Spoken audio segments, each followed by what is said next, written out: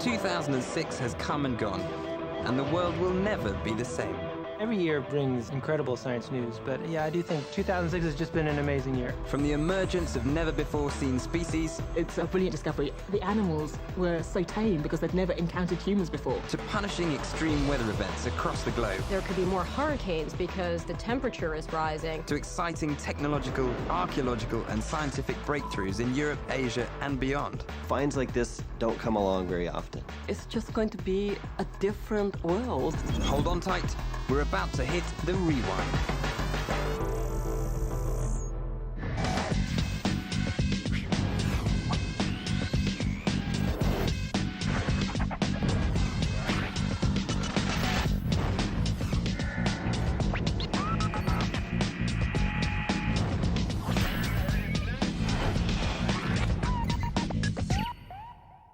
We're all set to look back at the fascinating events that defined 2006.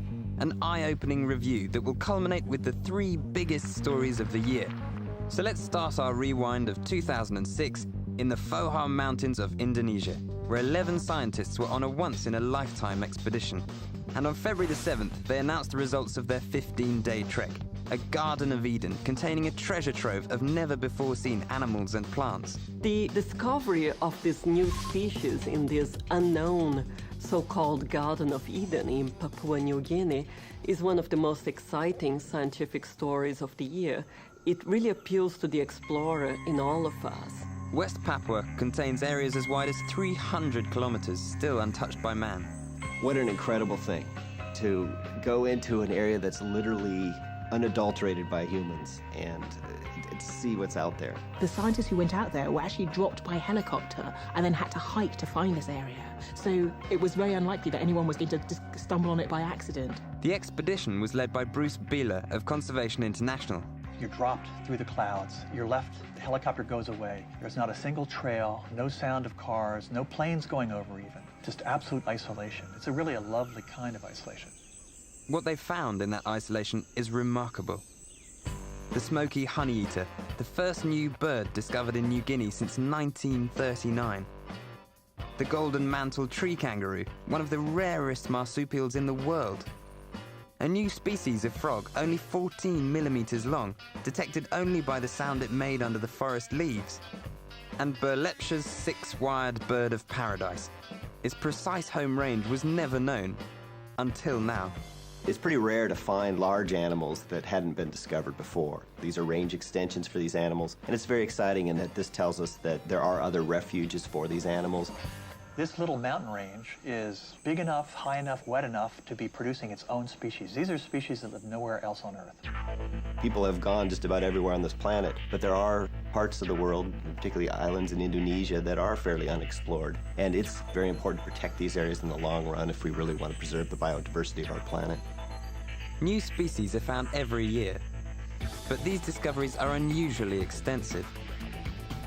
Exciting reminders of the surprises the natural world still had in store for us in 2006. The year was less than 2 months old when it became strikingly clear. The world is experiencing a population boom. And on February the 25th at 7:16 p.m., it became official. We've hit 6.5 billion. Can you even wrap your mind around 6.5 billion? Here's some perspective. At the turn of the last century, there were 1.6 billion of us. Since then, we've quadrupled. It's taken us just over 12 years to go from 5.5 to 6.5 billion. On average, 4.4 people are born every second, while only 1.8 die. If you're a little freaked out, you should be. We just can't keep this up. I view this potentially as being as grave a situation as things like global warming and avian flu as potential threats to mankind. People are going to be making a lot of demands on the planet. People are going to want cars, they're going to want air conditioning, they're going to want all these things. And the question is, does the planet have the resources to provide for all of that? However, in my personal opinion, I think that humans are very creative and somehow we're going to adapt. One thing is certain. Science keeps looking for ways to sustain a population that just keeps on booming. Coming up, we'll flash back to the exciting events of March and April and visit the Far East for a marvel of modern engineering. and later, the three major events that defined 2006, all when the rewind continues.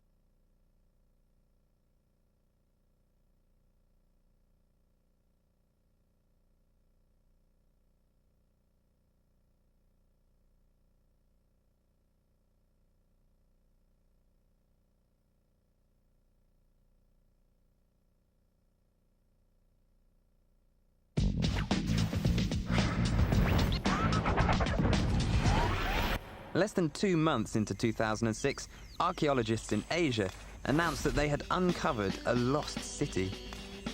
200 years ago, a lightning-fast volcanic eruption obliterated the city of Tambora. The eruption of Tambora in Indonesia in 1815 is the largest eruption we know of in historic times. Tambora's volcano was a ruthless killer. About 10,000 people died as a result, and at least 80,000 more died of the consequences. The 1815 eruption ejected 100 cubic kilometers of molten and pulverized rock 40 kilometers into the atmosphere, completely burying the city of Tambora. Flash forward to February the 27th, 2006. Archaeologists excavating on the Indonesian island of Sumbawa announced that Tambora is back. Very interesting thing about this particular expedition is that they used ground-penetrating radar to find essentially the village that they were after. In 6 weeks, archaeologists dug below 3 meters of pumice and ash to find the remains of a home which had been completely carbonized from the extreme heat of the eruption. This is like literally having a time machine and going back 200 years and just bang, here's what they were doing at that very moment.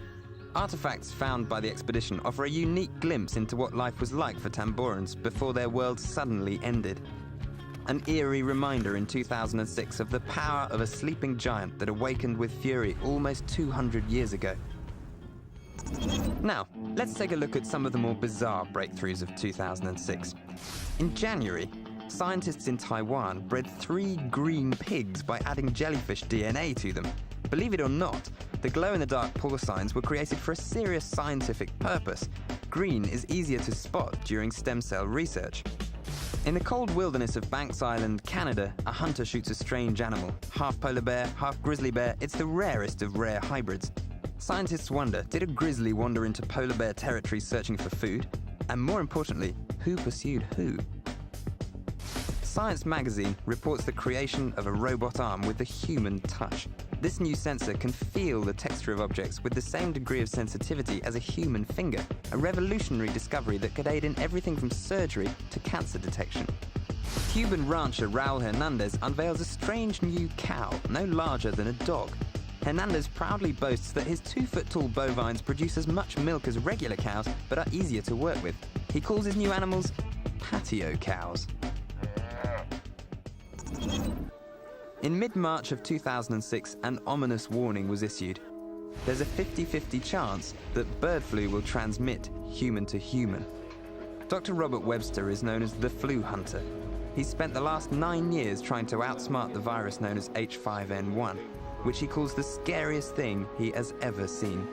The crucial link is this. Is there going to be human-to-human transmission? And this is really, obviously, the big question. The threat itself is just massive. It could potentially be one of the most devastating catastrophes for the human race. Avian flu has been spreading in wild and domestic birds across Southeast Asia and China since 1996. Without even considering human beings, H5N1 has actually been the worst disease outbreak for animals. Since 2003, over 200 million domesticated birds have died of the disease or have been intentionally killed to keep the virus from spreading. So far, avian flu has traveled from bird to human only when a person makes direct contact with the droppings of infected birds.